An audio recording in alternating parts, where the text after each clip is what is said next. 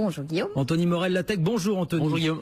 Alors on va aller en Suède. Ils sont 3000 Suédois en ce moment à avoir sous la peau une puce électronique qui leur permet aussi bien d'ouvrir la porte de leur bureau que de payer au supermarché ou de valider leur billet de train. Voilà, un plan électronique inséré à l'intérieur de la main. Ouais, entre le pouce et l'index. Exactement, et qui vous fait la carte bancaire ou la clé. Comme voilà, vous voulez, quoi. Exactement. On n'a plus besoin de se trimballer avec son smartphone ou avec sa carte bancaire. Tout est fait avec cette petite puce électronique qu'on implante. Alors c'est une. Ça fait pas mal. Non, alors ça pique un peu, disent ceux qui l'ont fait. Mais enfin c'est une petite piqûre. Ça prend vraiment 30 secondes. C'est une opération très rapide.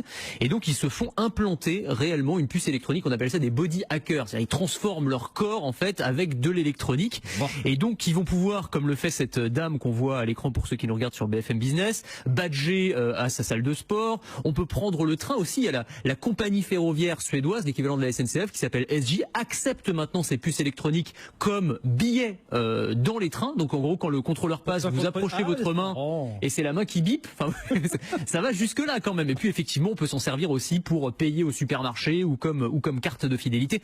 Ça va très loin quand même. C'est vraiment ces body hackers, c'est une frange très fine de technophiles qui sont prêts comme ça à aller quand même s'injecter. Ce ne sont pas des volontaires, c'est pas une expérience transitoire. C'est fait, c'est plié, c'est. Ah oui, c'est fait. Voilà. Enfin, ils sont volontaires. Hein. Oui, évidemment, on les a pas forcés à mettre cette puce. On va pas leur retirer dans un mois. On va pas leur retirer dans un mois. Alors on peut la faire retirer éventuellement, mais on peut se poser la question quand même de l'intérêt que ça représente aujourd'hui. C'est-à-dire, est-ce que ça a une vraie valeur ajoutée?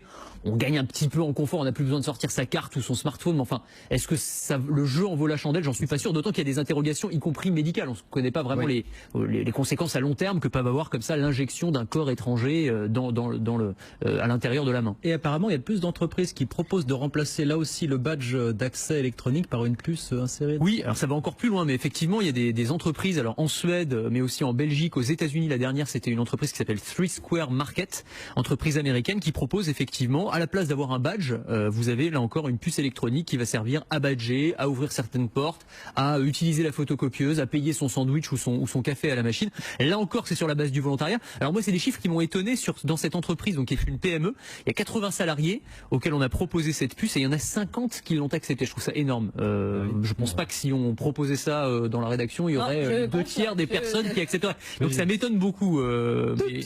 Mais en tout cas, voilà. On est aussi dans un univers justement très high-tech dans cette entreprise-là, j'imagine. Oui, alors c'est une entreprise qui fait des distributeurs automatiques. Donc ils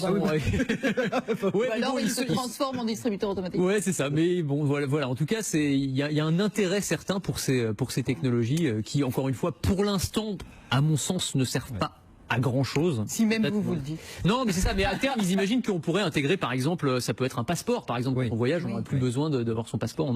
Tout serait intégré directement dans la main. Avec des puces qui s'inséreront et se retireront peut-être plus facilement. Enfin, éventuellement. Ainsi va le monde. On va résumer les choses comme ça. Anthony Morel, merci beaucoup Anthony, la tech tous les jours. 12h15 avec Anthony sur BFM Business.